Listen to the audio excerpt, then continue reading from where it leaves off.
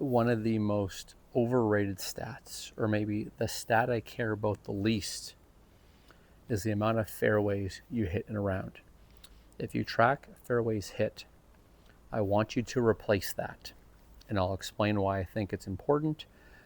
And I think just using the metric of fairways hit for a lot of players is hurting their game more than helping.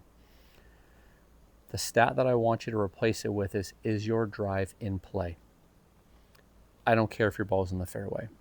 I care if you have a clear look at the green and you're not in a fairway bunker. The goal of trying to hit every fairway oftentimes hurts. And I know that a lot of people will try to put accuracy ahead of distance. And the classic one that I hear is when a player says that, well, I want to make sure I hit the fairway, so I'm going to hit 3-wood instead of driver.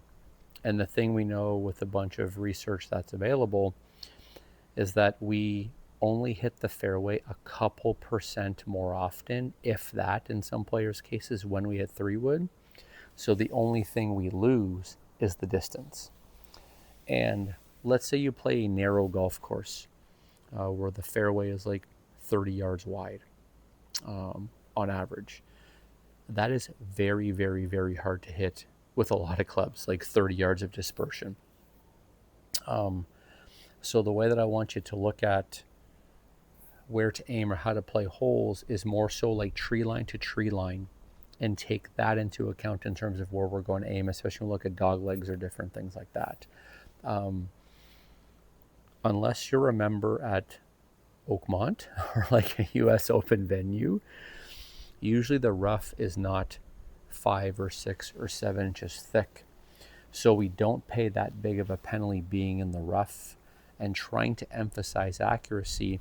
The thing that we've learned is for a lot of players, if you're 30 yards closer but in the rough, you'll still hit it on the green more often than if you're 30 yards further back in the fairway.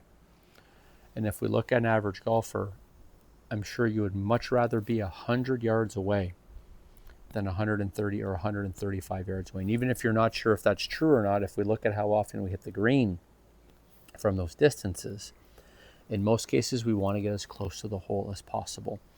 I have this conversation a lot in lessons, and it's like oftentimes we look at less than driver like with rose shaded glasses, where like it never goes wrong. But if you think about it, for so many of us, we hit our fairway woods just as poorly as we hit our drivers when we hit it bad, and we pay a massive distance penalty. So let's swap out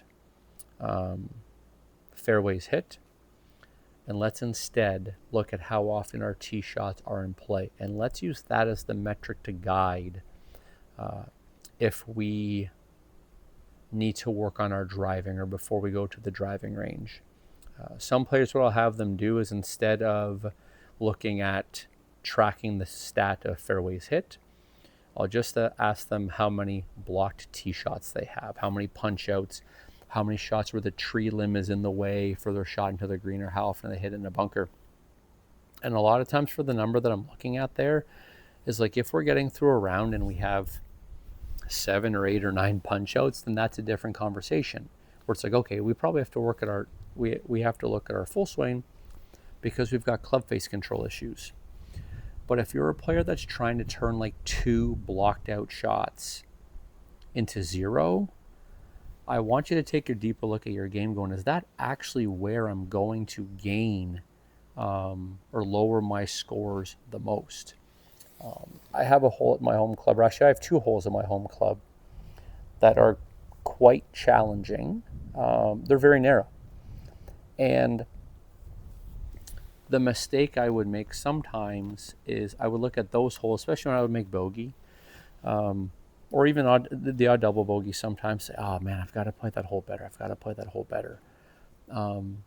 But it's such a demanding hole where it's like, all right, instead of going to the range and trying to work on how to hit 2 tee shots better per round, if I look at other parts of my game, there's so many other parts of my game that I could clean up instead. So let's get rid of fairways hit. Let's get rid of that vanity metric, and instead let's start to pay a lot closer attention to if your ball is in play or not. And if your ball is in play often enough, and you don't have very many blockouts or very many punch-out shots, then go work on a different part of your game And I believe for many of you, that will help you play better golf.